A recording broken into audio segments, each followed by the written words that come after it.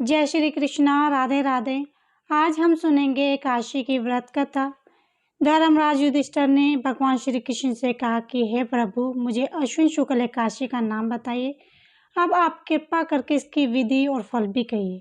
भगवान श्री कृष्ण कहने लगे, हे युधिष्ठिर, पापों का नाश करने वाली इस एकादशी का नाम पापाकुंशा एकादशी है। हे राजन, इस दिन मनुष्य को विधि पूर्वक भगवान पद्मनाभ की पूजा करनी चाहिए।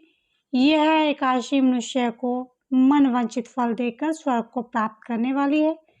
मनुष्य को बहुत दिनों तक कठोर तपस्या से जो फल मिलता है, ये फल भगवान गरुड़ ध्वज को नमस्कार करके प्राप्त होता है। जो मनुष्य अज्ञानवश अनेक पाप करते हैं परंतु हरि को नमस्कार करते हैं, वे नरक में नहीं जाते। विष्णु के नाम के कीर्तन मात्र से संसार के सब तीर्थों का पुण्य फल मिल जाता है। अश्विन शुक्ल एकादशी के दिन इच्छित फल की प्राप्ति के लिए भगवान विष्णु का पूजन करना चाहिए। इस पूजन के द्वारा मनुष्य को स्वर्गलोक की प्राप्ति होती है। हे अर्जुन, जो मनुष्य कठिन तपस्याओं के द्वारा फल की प्राप्ति करते हैं, यह वह फल एकादशी के दिन क्षीर सागर में शेष नाग पर शयन करने वाले भगवान विष्णु को नमस्कार करके मिल जाता है।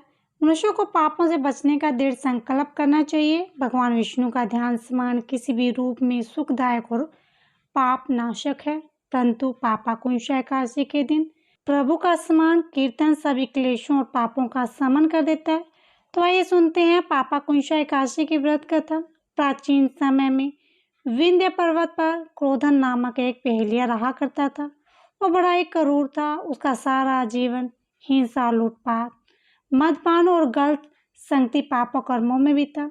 जब उसका अंतिम समय आया तब यमराज के दूत पहेलियों को लेने आए।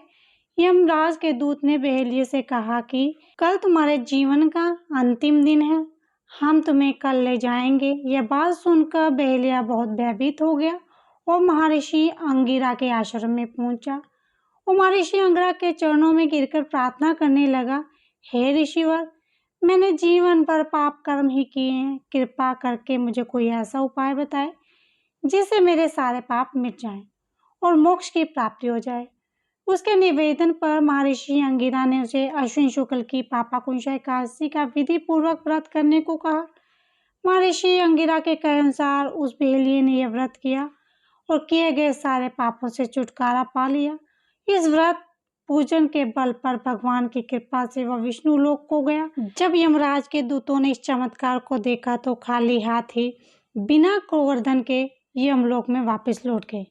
इस तरह जो भी मनुष्य विष्णु भगवान का ध्यान करके पापाकुंशा एकादशी की व्रत कथा का पाठ और व्रत करता है, विष्णु भगवान उसकी सभी मनोकामनाएं पूर्ण करते हैं, सभी पापों से छुटकारा दिलाते हैं। बोलो विष्णु भगवान की जय।